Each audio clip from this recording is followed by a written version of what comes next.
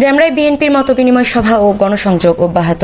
ঢাকার ডেমরা এলাকায় বিএনপির নেতাকর্মীরা সভা সমাবেশ ও গণসংযোগ কার্যক্রম জোরদার করেছেন। নিষিদ্ধ সংগঠন আওয়ামী লীগের বিরুদ্ধে আমাদের অবস্থান ইস্পাত কঠিন এবং ডাক দিয়েছেন নবী ভাই ঘরে থাকার সময় নাই। এই স্লোগানকে সামনে রেখে বিভিন্ন কর্মসূচি পালন করা হচ্ছে। ডেমরা থানা বিএনপির আহ্বায়ক রেজা কিবরিয়া সেলিম ও সাধারণ সম্পাদক আনিসুজ্জামানের নেতৃত্বে নেতাকর্মীরা এলাকার সভা সমাবেশের পাশাপাশি পাড়া মহল্লায় সাধারণ মানুষের সঙ্গে মতবিনিময় করেছেন। এ সময় তারা দলীয় কার্যক্রম, সমসাময়িক রাজনৈতিক পরিস্থিতি এবং জনসাধারণের বিভিন্ন সমস্যা ও প্রত্যাশা নিয়ে আলোচনা করেন।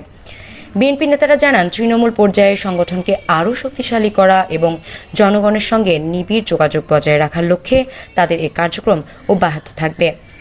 সভা ও গণসংযোগ কর্মসূচিতে স্থানীয় বিএনপি এবং অঙ্গ সংগঠনের নেতাকর্মীরা অংশ নেন। 17 বছর আমরা আন্দোলন সংগ্রাম করেছি, আমাদেরও মামন আছে, আওয়ামী লীগের নেতাদেরও মামন আছে। 17 বছরে আমাদের মামনটা কি কষ্ট করেছে, নিদারুণ কষ্ট করেছে। 5 বছর আওয়ামী লীগকে বাইরে থেকে এরা রিয়েলাইজ করতে হবে, অনুভব করতে হবে কষ্ট কি জিনিস।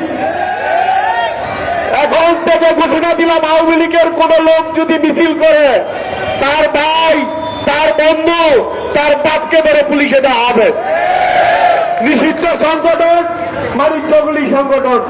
এই চগলি সংগঠনের নামে হাজার হাজার বিএনপি নেতা কর্মীকে স্বৈরাচার শেখ হাসিনা হত্যা করেছে।